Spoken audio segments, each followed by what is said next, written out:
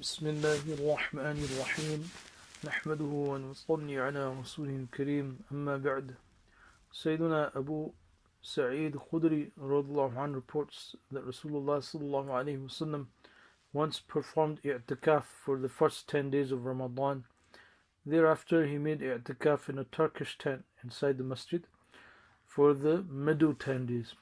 Thereafter he raised his head out of the tent and said, "Verily, in search of Laylatul Qadr did I perform i'tikaf for the first 10 days, then for the middle 10 days. Then someone, an angel, came and told me, it is the last 10 days. It is in the last 10 days.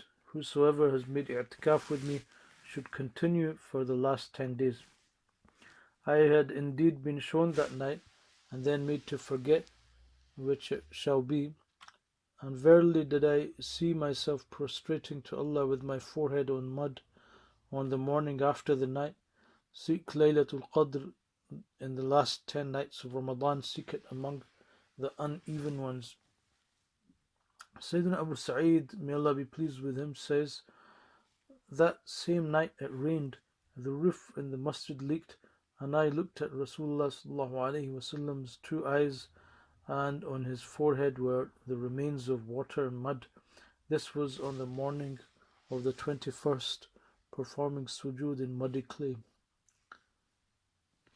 In the commentary, it used to be the general practice of Rasulullah sallallahu alaihi wasallam to perform i'tikaf in Ramadan. At times he used to remain in the masjid for a whole month, and during the last year of his life he was in i'tikaf for 20 days. Because he always secluded himself in the masjid for the last 10 days, the ulama consider it sunnah mu'akkadah and emphasize sunnah to perform i'tikaf for that period. From the above hadith it can be deduced that the major object behind i'tikaf was to search for Laylatul Qadr. What better manner can there be than to be in i'tikaf, because one is considered to be in ibadah all the time, whether one is awake or asleep. Furthermore, one in i'tikaf is free from all daily tasks, and thus has all the time to devote to dhikrullah, the remembrance of Allah, and meditation and muraqabah. Throughout Ramadan, the Messenger of Allah sallallahu alaihi wasallam exerted himself and increased his ibadah, and when the last 10 days came along, he had no limits in exerting himself. He himself remained awake throughout the night and awakened his family for the same purpose. Sayyidah Aisha radhiallahu anha reports, during Ramadan, Rasulullah sallallahu alaihi wasallam tied his lungi tightly about him, stayed awake at night, and awoke his family for the purpose of ibadah.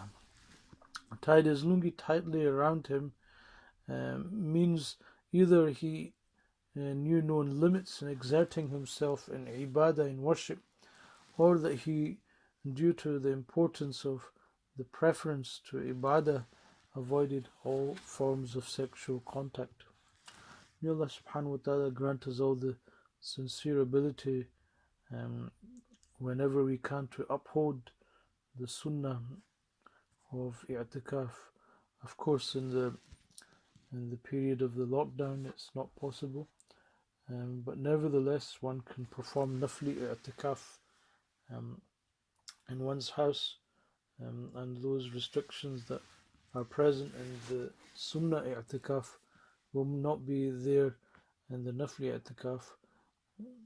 And one can do i'tikaf, nafli i'tikaf, for as little a period or as much as he or she likes, and the woman should also uphold the sunnah of i'tikaf.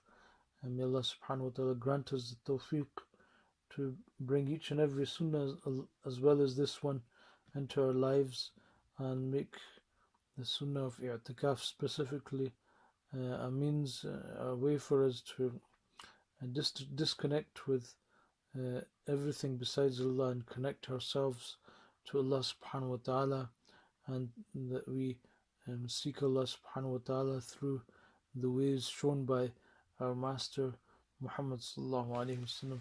أقول قولي هذا أستغفر الله تعالى لي ولكم ولكافة المسلمين فاستغفروه إنه هو الغفور الرحيم.